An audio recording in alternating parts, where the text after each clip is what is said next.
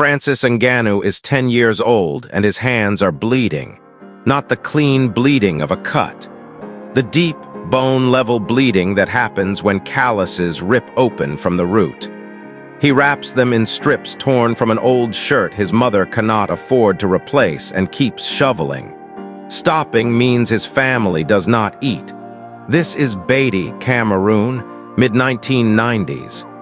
The sand quarry where Francis works is scorching. The sun does not touch you here. It crushes down on your skull like a vice. The ground burns through the soles of his shoes. The air tastes like dust and salt and sweat. Francis lifts buckets of sand meant for grown men and carries them to trucks that disappear into a future he cannot imagine. His muscles burn. His back screams. He is 10 years old. Every impossible journey starts with an impossible decision. For Francis Ngannou, that decision came at age 26. Leave everything, or accept the quarry as his grave. What followed was a journey through hell no one should have to survive. A sand quarry that paid in cents. A desert that kills dreams. A fence that breaks men. A city that makes you invisible. This is not the story of a champion, not yet. This is the story of what it takes to even get a chance. This is the story of everything that came before the spotlight and why everything that followed would be impossible without it. Beatty, Cameroon, mid-1990s. Francis makes barely enough to survive, on good days. His father left when Francis was 6. The memory of his face is fading. His mother works herself transparent just to keep the children alive, cleaning houses, washing clothes, doing work that breaks her body in slower ways. Poverty is not just about money. It is about watching your mother's face when there is no food. It is about learning that hope is expensive and dreaming is a luxury nobody in Beatty can afford. And in that quarry, Francis learns a rule that will save his life one day. When everything is falling apart, when circumstances spiral beyond your control, the only thing you truly own is your next decision. But Francis dreams anyway. He hears stories, fragments of stories, incomplete sentences passed between neighbors. A man mentions Mike Tyson, a fighter who came from nothing and made the world pay attention. Francis does not have a TV. He has never seen electricity reliably. He has seen maybe 3 photos of Tyson total, torn from old magazines, crumpled and faded. But those 3 photos do something dangerous. They prove that a fist can change a life. That a man can take his body, just his body, his will, his refusal to accept his circumstances, and transform it into power. At night after the quarry, Francis shadow boxes in the dark. No gloves, no coach, no ring. Just hands moving through air, rehearsing a future that does not exist yet. His hands move in patterns he has invented from watching nothing. His friends think he is crazy. His family thinks it is a phase that will pass. The quarry keeps calling him back every morning, but something is building in him that is harder than the sand he carries, something the poverty cannot crush. 6 years pass. Francis is 16 now, still in Beatty, still in the quarry, still dreaming. He runs before sunrise, miles through paths only he knows, his lungs burning in the humid air. The sun is not yet up, and already the world is pressing down on him. He does push-ups on concrete until his chest burns and his shoulders feel like they might separate from his body. He lifts rocks. He punches trees until the bark scrapes his knuckles raw and his hands become versions of themselves he does not recognize. He is training for a boxing career that does not exist. There is no gym in Beatty. No coach who knows anything about professional fighting. No equipment beyond what his body can provide. No pipeline from this village to a professional ring. No path. He is building a fighter's body for a door that has not opened yet, that he cannot even see from where he stands. His friends laugh at him. His neighbors pity him. They all ask the same question. Why? He does not have a good answer. Just a feeling like gravity, always there pulling him forward. A feeling that if he stops moving, if he accepts the quarry as his permanent address, he will calcify into the same shape as every other man in this village. Working until his body breaks, then waiting to die in the same place he was born. The dream shifts, transforms, becomes something bigger than boxing. It stops being about the sport specifically. It becomes about escape. Boxing is just the symbol, the proof that a man can use his body to break out of the life he was handed. He hears rumors, stories passed between workers.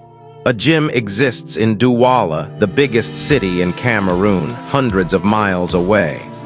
A place where people train, where they learn, where someone with nothing might find a way forward. He saves money, coins, crumpled bills, anything. It takes him months to save enough for a bus ticket. He sacrifices meals. He does extra work. Every payment brings him one step closer to the possibility. He gets to Douala. The city is overwhelming. Noise and heat and people everywhere. He finds the gym. His heart is racing. This is it. This is the moment everything changes. The coach looks at him. This tall, raw kid from a village no one has heard of, hands thick with calluses, eyes bright with desperation. Do you have money for membership? Francis does not have enough, not even close. He shows the coach what he has. It is not real money. It is not enough. It has never been and never will be. The coach barely looks up. Come back when you are serious. He turns away before Francis can respond. Francis feels something inside him crack, but he does not break. He takes the bus home. Months of savings gone. The dream still locked behind a price he cannot pay. The quarry is waiting for him. It always is.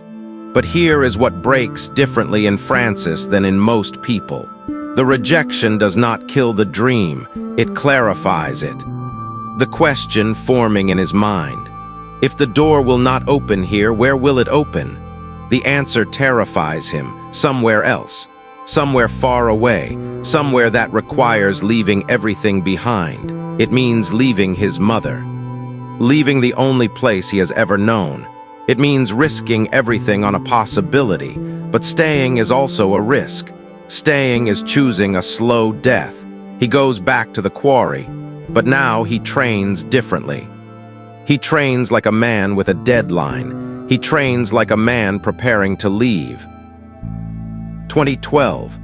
Francis Ngannou is 26 years old. He makes the decision alone, in the dark, sitting outside the house where his mother sleeps. The night is quiet. The stars are out. He is thinking about the life he has and the life he could have if he is brave enough to leave everything. He is going to leave Cameroon. He is going to walk, hitchhike, and do whatever it takes to reach Europe. He does not have a plan, not a real one. He has some money, borrowed and saved, every franc a negotiation with desperation. He has no contacts in Europe.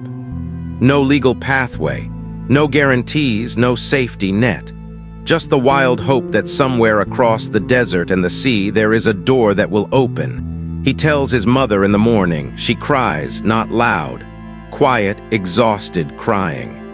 The kind that comes from knowing you cannot stop your child but wishing you could protect him from what is coming. She says, if you go, you might never come back. Francis says, if I stay, I will never leave. That is the calculation. It is not romantic. It is pure mathematics. Stay safe and stay stuck. Or risk everything for a chance at something different. Risk never coming home again for the possibility of building something. The guilt arrives immediately, heavy and absolute. He is leaving her. The woman who kept him alive when his father disappeared, who fed him when there was no food, who never once stopped believing he was worth something more than the quarry. And now he is walking away. But he is also walking towards something. Toward the idea that he can build a life that gives back to her, that makes the struggle mean something beyond suffering. that his leaving is not abandonment. It is investment. He leaves wearing the same sneakers he will still be wearing 14 months later when he reaches Paris. The same ones.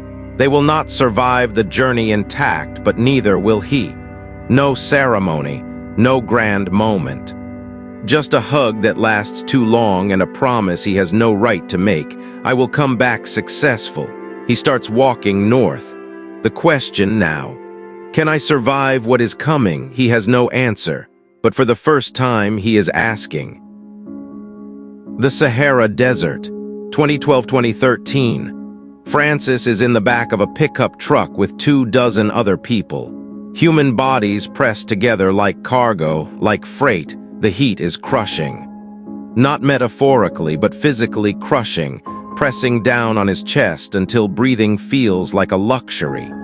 There is no shade. The truck has been driving for hours and they are not even halfway. The desert ahead looks identical to the desert behind them. It is all one endless expanse of heat and emptiness. Water is rationed. You get tiny sips per day. Not enough. Never enough. The first day, Francis drinks his too fast, panicked by thirst. His tongue swells. His lips crack open and begin to bleed. He learns fast, control, discipline. Even thirst is something you can manage if you do not panic. On the third day, a man near the front of the truck stops responding. His eyes stay open, but he is not seeing anymore. Heat stroke. His body is still alive, but his mind has checked out. The driver does not stop immediately. There is a schedule. There are people paying for this ride. One man's collapse is not part of the itinerary. When they finally pull over, they drag him out and leave him in the sand. The truck keeps driving. No one says anything. What is there to say? You can feel death here. It is not metaphorical. It is real. Francis watches the body disappear in the rearview dust and thinks, that could be me tomorrow. That probably will be me. The Sahara does not care about your dream. It does not care about your plan or your mother waiting for you or the storage room that might be waiting in Europe. It has one question. Are you strong enough to stay conscious? Francis focuses on breathing. He focuses on small goals, not survive the desert, not survive the week, just survive the next hour, then the next, then the next. Break the impossible task into pieces small enough to carry. He watches other migrants. Some are praying, hands moving in rhythms they learned as children. Some are silent, conserving energy even for thought. Some are pretending to be fine, and you can see them breaking behind their eyes, the light going out. Panic spreads like a virus through the truck. One man starts shouting that they are going the wrong direction.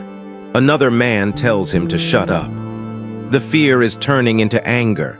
A fight almost starts. The driver's authority is absolute. The threat is clear. Next person who talks, walks. Everyone goes silent. The threat is more powerful than thirst, more powerful than fear. Francis learns something in that silence. Control is survival. When everything around you is chaos, when the world is falling apart, the only thing you own is your reaction. Panic burns energy. Panic causes mistakes. Calm conserves resources. Calm keeps you alive. He survives the crossing. Barely. He survives by not thinking about success, by thinking only about the next breath, the next hour, the next moment. When the truck finally stops near the Moroccan border, he gets out, and his legs do not work right. The desert has stolen the coordination from his muscles. He has to sit on the ground for a long time before he can stand. His vision swims, his body is screaming, but he stands. The new question: if I survived that, what else can I survive? Melilla, Spanish enclave in North Africa, 2012-2013. Francis can see Europe from where he stands. It is right there, across a fence, not just a fence. A towering barrier topped with razor wire, monitored by cameras, patrolled by guards with dogs and batons. It is a wall. It is a statement. It is a no made of steel and barbed metal and the authority of nations. He lives in the surrounding hills with hundreds of other migrants. The camp is just open ground. No tents, no shelter, just dirt and cold and waiting. The cold is worse than the heat. The Sahara tried to kill him with fire. Here, the cold is trying to kill him in a different way. At night, temperatures plummet. Francis does not have a sleeping bag or a blanket. He wears every piece of clothing he owns and still shivers until sunrise, his whole body vibrating with cold. Sleep comes in fragments. Food is scavenged. On good days, local volunteers bring bread. Stale, hard bread that is still better than nothing. On bad days, you go hungry. Francis loses weight, a dangerous amount, in a matter of weeks. He can feel his ribs more clearly than his own name. His body is consuming itself. But the worst part is not the hunger. It is not even the cold. It is the waiting. Every few weeks, someone organizes a crossing attempt.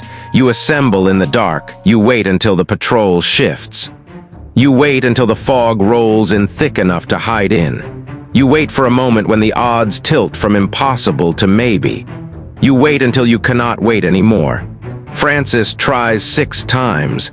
6 times he fails, first attempts. He makes it partway up the fence before guards spot him.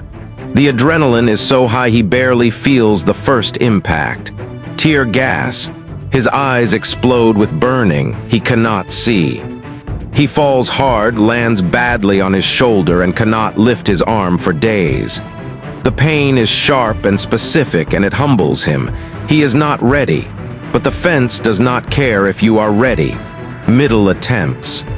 He gets over the first fence, adrenaline carrying him forward. There is a second fence. He did not know. Nobody told him there would be 2. He gets caught in between, trapped in no man's land, space between worlds, for hours before guards drag him back and dump him in the hills. He tastes his own blood. He tastes failure. One attempt. He watches a man in front of him get caught on the razor wire. The man falls. He does not get back up. The fence teaches its lesson without words. The wire is not a metaphor. It cuts, it holds, it wins. Francis goes back to the camp and does not try again for weeks. He sits, he thinks.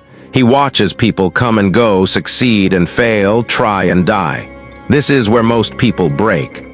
Not from one big disaster, but from the slow erosion of hope. From trying and failing. From the voice in your head that whispers, maybe you should have stayed. At least in Cameroon you had the quarry, at least you knew what to expect. Francis hears that voice every single day. It is louder than the wind. It is louder than his own heartbeat. But he stays. Because going back to Cameroon means admitting the desert, the starvation, the fence, all of it was for nothing. It means telling his mother that he gave up. It means becoming a permanent resident of the hills, a ghost in a camp that no country claims. The mathematics are simple. Going back is death. Going forward is risk. He chooses risk. On his 7th attempt, the fog is heavy. It comes in like a gift. The guards are slow, rotated recently, not yet sharp. He climbs fast, ignores the pain, ignores the razor wire cutting his hands, ignores everything except the sound of his own breathing and the feel of his hands gripping the fence. He drops onto Spanish soil. He made it. More than a year after leaving Cameroon, after the quarry and the desert and the waiting, he is in Europe. He gets arrested within an hour. Spain and France. 2013, detained, released. Detained again. Shuffled between holding facilities like paperwork that does not matter. Europe is beautiful. Francis can see it through the bus windows. Clean streets, intact buildings, people who look comfortable and purposeful. The streets are not filled with dust. The buildings are not crumbling. There is water and electricity as a default, not a luxury. But he is not in that Europe. He is in the other one, the one for people without papers. The one that exists in the same geography but occupies a completely different country. He spends 2 months in a Spanish detention facility for illegal entry. The guards are not cruel exactly. They are just indifferent. He is a process, a file number. His name is secondary to his status. Illegal alien, unauthorized presence, problem to be resolved. Then he is released because Spain and Cameroon have no repatriation agreement. No one will take him back. So they release him forward, depositing him into the streets with papers that mean nothing. Released in Spain with no money, no housing, and no legal right to work. He speaks almost no Spanish. He has no contacts. He has no social security number, no address, no proof that he should exist in this country. He is functionally invisible. The beautiful Europe he saw through the bus window does not see him. He starts moving. Hitchhikes, walks, moves any way he can. On foot, by ride, by rail, jumping trains in the dark, sleeping in station corners. Each movement is a calculation. Where can he go? Who might help? What is the next step? He is trying to get to France because he speaks French, and he has heard there are more opportunities, more gyms, more ways to disappear into a system that might give him a chance. The journey from Spain to France takes weeks. It is not a straight line. It is a series of small survival decisions. In mid-2013, he reaches Paris, France. Summerfall 2013. Francis Ngannou is homeless in one of the richest cities in the world. He sleeps in a parking garage in Paris. Concrete floor, no blanket, no pillow. The temperature at night drops dangerously low. The air is cold in ways his body does not understand. He wears everything he owns. Layered shirts, one jacket that does not fit him properly, pants held up with string. And still wakes up shivering so violently his jaw locks and his teeth crack together. The parking garage is empty most nights. Occasionally, cars come and go, and Francis presses himself against the wall to be less visible. He has learned invisibility. It is a skill. You move like you do not take up space. You make yourself small. You do not make eye contact or sounds that draw attention. He learns which streets have bakeries that throw out day-old bread. He learns the exact times when the afternoon shift leaves and new inventory comes out. He learns which metro stations let you sit inside without buying a ticket if you look defeated enough that people feel sorry for you. He learns that if you look too desperate, people cross the street to avoid you, as if poverty is contagious. The language barrier is suffocating. He cannot explain himself, cannot ask for help in complete sentences, cannot defend himself when people yell at him to leave. His French is not adequate to his life. There is no word combination that properly conveys, I am desperate and homeless and trying to build something and I am not a threat. He becomes good at reading faces instead, at understanding tone, at knowing when to move before someone calls the police. He develops a sixth sense for danger. It keeps him alive. Some nights, hunger is so sharp it keeps him awake, his body screaming for calories that he cannot provide. He thinks about Cameroon. He thinks about his mother. He thinks about the men who stayed in Beatty, working the quarry, getting older, but at least sleeping in beds, at least eating regularly, at least belonging to a place. He thinks, what the hell am I doing here? Early one morning, still dark outside. The parking garage is his cathedral and his prison. Francis wakes up to a sharp kick in his side. A security guard stands over him, flashlight in his face, expression somewhere between disgust and routine. The guard is yelling in French. Francis does not understand all of it, but he understands enough. Get out. You do not belong here. The tone says the rest. The tone treats him as less than human. Francis stands slowly. His back hurts. His neck is stiff. His hip is bruised from the kick. He has almost no money in his pocket, maybe enough for one meal if he is strategic. The guard watches him leave, maintaining a threatening stance. Francis walks into the freezing pre-dawn with nowhere to go. He walks for hours just to stay warm. At sunrise, his feet are numb, his stomach is empty, and the city is waking up like he does not exist. Paris is beautiful in the morning. He is invisible in it. He tells himself, just keep moving. That is all you have left. Movement. Refuse to stop. And then through his exhaustion, through the cold, through the hopelessness, he sees it. A sign. MMA Factory. He hears sounds through the door. Bags being hit, coaches yelling instructions, the rhythmic thud of bodies working hard. The sound of discipline, the sound of purpose. Francis stands outside for a long time just listening. He does not know what MMA is. Nobody in Beatty has ever heard of it. But he knows what that sound means. Structure, discipline, a place where people are building something, a place where effort means something. His hand is shaking when he pushes the door open. Paris. MMA Factory, 2013. A man named Didier Carmont is there. Carmont sees Francis. This massive, hollowed-out stranger with desperation written across his face in a language everyone understands. And instead of turning him away, he listens. Francis tries to explain what he wants, using broken French and hand gestures that feel inadequate. Train, boxing, please. His hands move like he is trying to construct meaning out of air. Carmont sees something. Maybe he sees the desperation. Maybe he sees the strength underneath it. Maybe he recognizes something in the way this man is willing to ask for help. Carmont introduces him to Fernand Lopez, the gym's co-founder. Lopez is different. He has presence.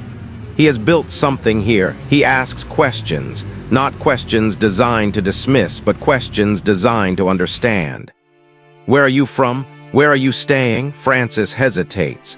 The truth feels dangerous, like telling someone you are homeless might be the thing that gets you thrown out. Then he tells the truth. Nowhere, I sleep outside. Lopez stops what he is doing. He puts down what he is holding. He looks at this man. This huge, desperate stranger, this person who should not exist in his clean gym. And makes a decision that does not make business sense but makes human sense. You can sleep here at the gym. In exchange, you clean every day.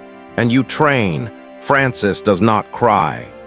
But his throat closes up and he cannot speak for several seconds. His eyes fill, but he does not let them overflow. This moment is too fragile for tears. He nods. Yes, thank you. His voice cracks. Lopez gives him MMA gear. Gloves, hand wraps, shorts, and shows him a small space where he can stay. It is cramped. It smells like cleaning supplies and sweat and industrial floor cleaner. There is barely room for a mattress. The ceiling is low. The window does not open properly. Francis does not care. It has a door. It is warm. It is safe. It is the first place in over a year where he does not have to check every shadow for danger. For the first time in over a year, he sleeps through the night without waking up in fear. The question now, can I actually do this? Can I become a fighter?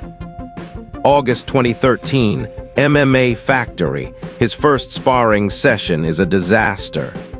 He is paired with a welterweight, a man many pounds lighter than him with technical proficiency Francis does not possess.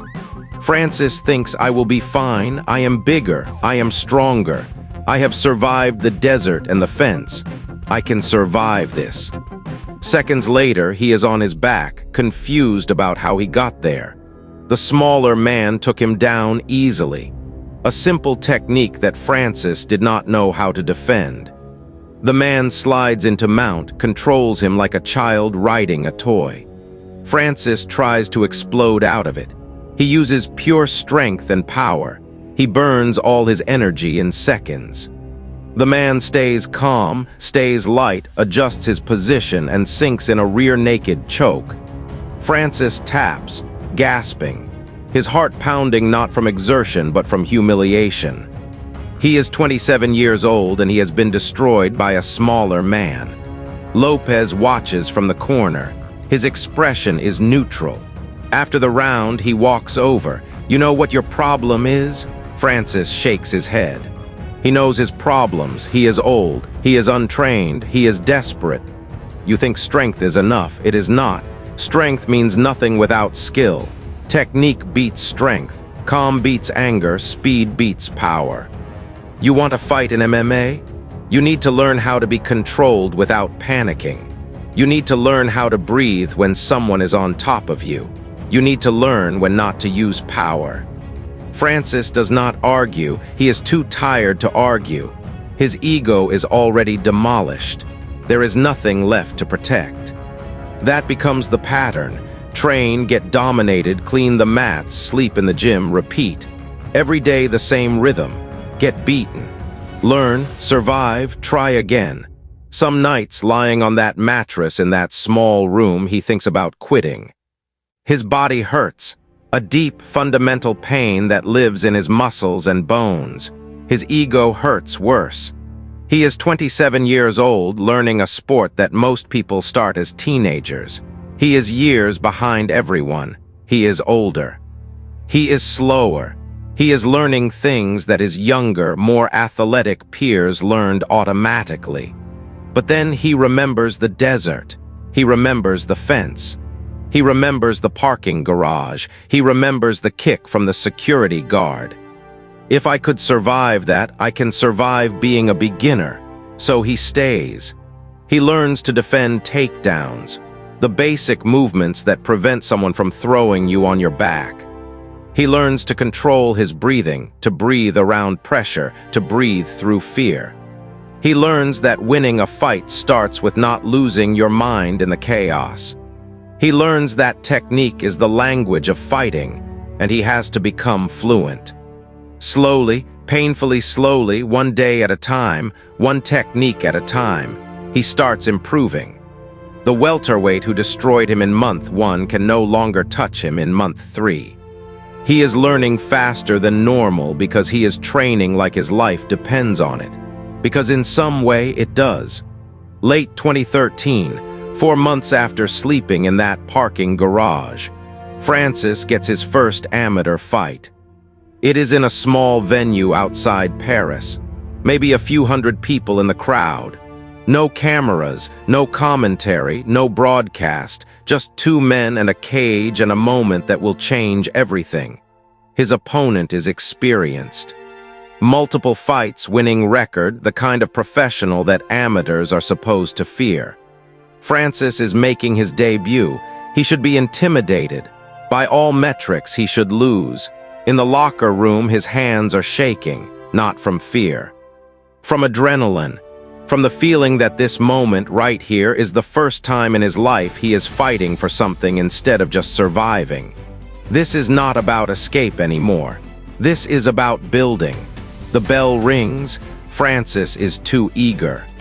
He rushes forward, throws a wild overhand right, completely misses.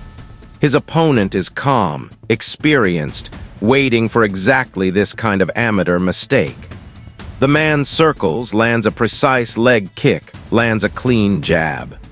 Francis resets, takes a breath, remembers what Lopez taught him. Pick your shots, do not chase, let him come to you. The crowd is noise, the lights are bright. Everything is new and overwhelming and terrifying and perfect. Midway through the first round, his opponent steps forward into range, confident in his experience. Francis throws a right hand. The sound is different from anything else in the gym, not the thud of a pad, not the smack of sparring gloves. This is clean, this is whole, this connects with precision and power. His opponent drops instantly. The referee waves it off immediately. Francis stands there, hands still up, not sure what just happened. Did that actually work? Did he actually do that? Then it hits him. I can do this. Not I got lucky. Not I survived another day. Not I am moving forward by inches. I can actually do this. This part is just a glimpse, because the rest is a different documentary. Within a couple of years of sleeping in that storage room, Francis is fighting professionally in Europe. He starts stacking wins and learning at the accelerated pace of someone who is trying to compress years of development into months. Then the moment he used to fantasize about in Beatty, shadow boxing in the dark, training with nothing, becomes real. A contract, a flight, a new country, a cage with his name on it. And within a few years, he's standing in that octagon as the UFC heavyweight champion of the world. The kid from the Cameroonian quarry, standing on top of the sport, belt around his waist. He steps into the UFC and realizes something that hits harder than any punch. The hardest fight was not in the arena. The hardest fight was everything that came before. Because by the time the world sees him, he has already been forged, already been tested by fire and desert and desperation, already proved to himself, if to no one else, that impossible is just a different word for not yet. Here is what makes Francis's story extraordinary, not that he succeeded, but that he kept going when no rational person would. When the coach rejected him in Douala, most people would have quit. When the man died in the desert, most people would have turned back. When the fence beat him 6 times, most people would have accepted it. When Paris made him invisible, most people would have gone home. Francis kept the only promise that matters, the promise to keep going, not because he knew it would work, but because stopping meant accepting the quarry as his forever. So here is the question his life asks yours. What are you treating as permanent that is actually temporary? What have you accepted that you should be refusing? When life gives you a starting point that feels unfair, you have 2 options. Accept it as a final verdict, or treat it as a temporary location. Francis treated every limitation as temporary. The quarry, the desert, the fence, the homelessness, all of it, temporary.